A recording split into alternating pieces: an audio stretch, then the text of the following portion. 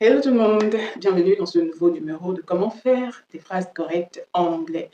Précédemment, on a vu la structure d'une simple phrase et les différentes parties de cette structure. On a parlé des sujets et on a dit quoi? Qu'un sujet peut être un nom ou un pronom. The subject can be a noun or a pronoun. Et on s'est attardé sur les noms. Qu'est-ce qu'on a dit? Un nom pluriel conjuguera le verbe au pluriel. Un nom singulier conjuguera le verbe au singulier. A plural noun will put the verb to the plural form and a singular noun will put the verb to the singular form. Alors, ladies et c'est là, comment mettre les noms au pluriel en anglais? Pas d'inquiétude, on va voir ça. Alors, en anglais, on a deux formes de pluriel. On a regular and irregular plural nouns. Alors, commençons par le premier, regular plural nouns. Premier exemple. When I say, give me my bag, ça veut dire donne-moi mon sac. C'est un seul sac. Mais si c'est plusieurs sacs, deux ou plusieurs sacs, qu'est-ce que je dirais? Give me my bags. OK? Donc, ici, c'est quoi la règle? La plupart des noms en anglais prennent S au pluriel. Donc, bag, bags. Room, rooms. Alors, deuxième exemple. When I say go to your class, va dans ta classe, n'est-ce pas? Mais si c'est plusieurs classes, je dirais go to your class. Non, non, non, non, non, non. Je dirais go to your classes. Go to your classes. Alors, c'est quoi la règle ici? La règle est que les noms se terminant par CH, SH, S, double S, AX, Z prennent ES à la fin pour former le pluriel. So, when I say go to your class, at the plural form, I will say go to your classes. Go to your classes. Voilà. Alors, voyons d'autres exemples de mots qui suivent cette règle. When I say, for instance, scratch, at the plural form, I will say scratches. There is a scratch on my body. There are scratches on my body. Vous voyez? Par exemple, clash. Clash se termine par SH, SH. So, au pluriel, on dira clashes. A clash and clashes. Par exemple, lens. Lens se termine par S. Donc, au pluriel, on dira lenses. Par exemple, pour Z,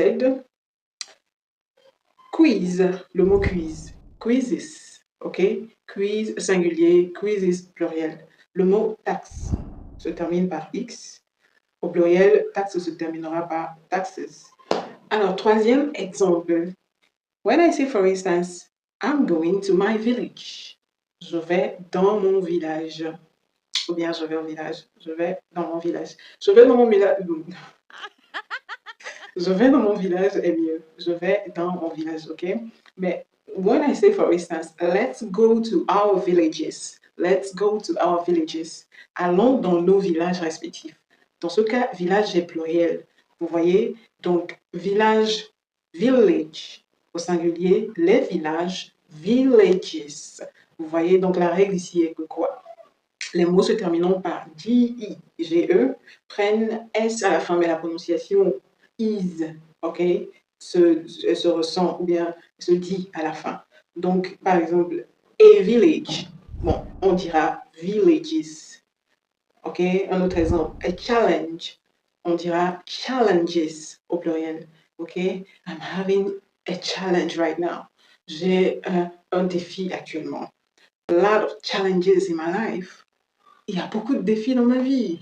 Vous voyez? Alors, un autre exemple. Bon, j'ai une petite faim pendant que je tourne cette vidéo. Je vous invite à manger de l'orange avec moi. Manger de l'orange, hein, c'est très bon pour la santé. J'avais très faim. Manger de l'orange, comme je disais, c'est très bon pour la santé. Elle contient de la vitamine C. By the way, comment on dit vitamine C en anglais? On va faire un petit bonus à la vidéo. On dit vitamin C. Vitamin C. Ça, c'est les Américains qui disent ça. Il est possible de le dire d'une autre façon. La prononciation british. On dit quoi? Vitamine, vitamine C, vitamine, vitamine, vitamine C, vitamin C. Ça, c'est les Américains. On continue. Bon, avant de continuer, j'aimerais souligner un petit point. Et aussi, ce serait un conseil de ma part à vous, mes très chers. En fait, pourquoi a-t-on des accents? L'accent british, l'accent américain, l'accent nigérien, l'accent libérian, et puis voilà, beaucoup d'accents. Et oui, c'est normal. On a l'accent français, on a l'accent canadien et tout, c'est normal. C'est normal. Et ce qu'il faut remarquer est que quand un British va parler à un Américain, il ne va pas vouloir changer son accent pour lui plaire, en fait. Vous voyez ce que je veux dire? C'est pour dire simplement qu'il est très normal d'avoir des accents. OK? Mais en apprenant l'anglais, qu'est-ce qu'on peut se dire? Qu'est-ce qu'on peut faire? En fait, il faut apprendre les sons.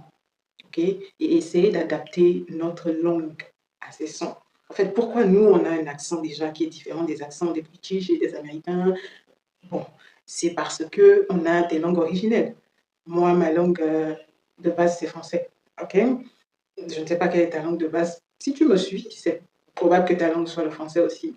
Donc, on a formé un accent avec le temps parce que les muscles de notre bouche et comment on prononce les voyelles et les consonnes, notre langue s'est habituée. En fait, c'est devenu une articulation automatique, en fait. Du coup, on pourra essayer de ressembler aux Américains, aux British, mais il y a toujours l'accent originel qui est là, qui se ressent. N'ayez pas de complexe par rapport à ça. Vous venez de quelque part et puis c'est normal que vous ayez un accent. Je tenais simplement à souligner ça. Et puis voilà, ce qu'il faut faire par contre, c'est juste de savoir les bons sons. Bon, on continue. Quatrième exemple, si je dis par exemple, I need to buy a tomato. Là, je viens de faire l'accent américain. Là. I need to buy a tomato. Ça veut dire j'ai besoin d'acheter une tomate. Mais si je veux dire I need... excusez-moi. Mais si je veux dire j'ai besoin d'acheter des tomates, qu'est-ce que je dois dire? I need to buy tomatoes. OK? I need to buy tomatoes. I need to buy tomatoes. OK? Bon, l'accent british, on va faire l'accent british, c'est tomato. Tomato. OK? I need to buy a tomato. I need to buy tomatoes. I need to buy a tomato. I need to buy tomatoes. Donc, c'est quoi la règle ici, rapidement? C'est que quand les mots se terminent par E, on met ES à la fin pour former le pluriel. Donc, on va faire un autre exemple. Par exemple, a potato, potatoes. Alors, prochain exemple, j'ai perdu le fil des numéros. Si je veux dire, il y a une chaussure qui manque ici, qu'est-ce que je dirais? Je dirais there's a shoe missing here. There's a shoe missing here. Ça veut dire il y a une chaussure qui manque ici. Mais si je veux dire au pluriel, il y a des chaussures qui manquent ici, je dirais quoi? Il y a le verbe to be over there. Il y a le verbe to be là-bas. Donc vous voyez, ça va changer. Le sujet se met maintenant au pluriel, donc le verbe va se conjuguer au pluriel. So on dira there are shoes missing here. There are shoes missing here. Voilà, ça veut dire des chaussures qui manquent ici. La règle est que lorsque un nom se termine par O, E, on ajoute un S pour former le pluriel. Donc, je suis en train de prononcer les lettres en français. Hein. Donc, si vous ne connaissez pas la différence entre la prononciation de l'alphabet français et celle de l'alphabet anglais, allez consulter la vidéo des alphabets que j'ai déjà fait. Bon, la règle est que se termine par OE, prend S à la fin pour former le pluriel. OK? On va faire des exemples. Si je dis chou, on dira shoes, on vient de voir. Si je dis genou, on dira genous. Alright? Alors, prochain exemple, si je dis par exemple, my country is a great country. Mon pays est un grand pays. Alright? Mais si je dis par exemple, how many countries are there in Africa? How many countries are there in Africa? Ça veut dire combien de pays y a-t-il en Afrique? Combien de pays y a-t-il en Afrique? Donc, vous voyez, donc la règle ici, c'est que lorsqu'un mot se termine par Y, on remplace le Y par un I en ajoutant un ES. Donc, country devient countries, lady devient ladies, city devient cities ou city. City devient cities. Bon, city, city c'est l'américain, c'est la prononciation américaine, city. City, c'est la prononciation british. Donc voilà. Au suivant. Prochain exemple. Prochain exemple. Si je dis par exemple, my scarf is missing, ça voudrait dire que mon foulard, j'ai perdu mon foulard. Voilà. J'ai perdu mon foulard, c'est la bonne traduction. Mais si je dis par exemple en français, j'ai beaucoup de foulards, en anglais, qu'est-ce que je dois dire? I have a lot of scarves. I have a lot of scarves.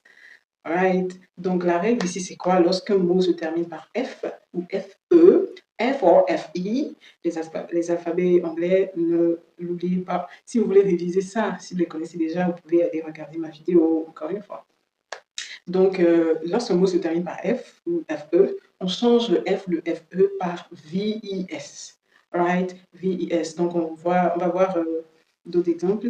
Quand on dit par exemple a life, au pluriel, on dira lives. Lives, ok?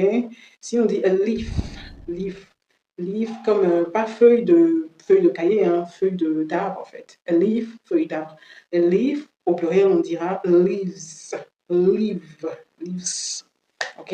Si on dit wife, hein, on va faire un exemple avec ça. His wife, sa femme, ok? Their wives, leur femme. Sa femme, his wife, their wives, leur femme. Okay. Prochain exemple, si je dis par exemple, we are going through a crisis currently in our country. Ça voudrait dire en français, nous traversons une crise actuellement dans notre pays. Mais si je dis, crisis around the world recently, ça veut dire il y a beaucoup de crises à travers le monde récemment. Voilà. Donc, la règle ici, c'est quoi? Lorsqu'un mot se termine par IS, ok, ça c'est en anglais, IS en français, on remplace le IS par ES, mais la prononciation est plus ou moins la même chose. Bon, ici, c'est quoi? Par exemple, crisis, au pluriel, crises, crisis, singulier, pluriel, crises, a crisis, a lot of crises, ok? Donc, voyons d'autres exemples suivant cette règle. On a hypothesis et on a hypothesis. OK? On a crisis, on vient de voir ça, et crisis, analysis et analysis. Faisons une phrase avec analysis. Analysis. All right? So, the analysis of the investigation journalist is correct. L'analyse du journaliste d'investigation est correcte. The analyses of the investigation journalists are correct. Les analyses du journaliste d'investigation sont correctes. Voilà, c'est ce que ça veut dire. Maintenant, en second lieu, irregular plural nouns. Bon, il y a des noms qui ne suivent aucune règle pour se former au pluriel. Okay? Il faut les apprendre, il faut connaître le singulier et le pluriel. On y va. A man, un homme. Men, les hommes. So, the man is kind. L'homme est gentil. Mais si on dit par exemple en français, les hommes sont tous les mêmes, hein, on dira quoi? Men are all the same. Men are all the same. Est-ce que c'est vrai, les hommes? Moi, c'est pas. Suivant. Woman. A woman. Une femme. Au pluriel, on dira quoi? Women. Ce n'est pas women. Women, non. Women, les femmes. All right? A child, un enfant. Children, les enfants. Okay? The child is so pretty. L'enfant est tellement mignon, il est tellement cute. The children are so noisy. Les enfants font trop de bruit, ils sont trop bruyants. Okay? Child, children. A tooth, une dent. Teeth, les dents. Teeth. Okay? A tooth, teeth.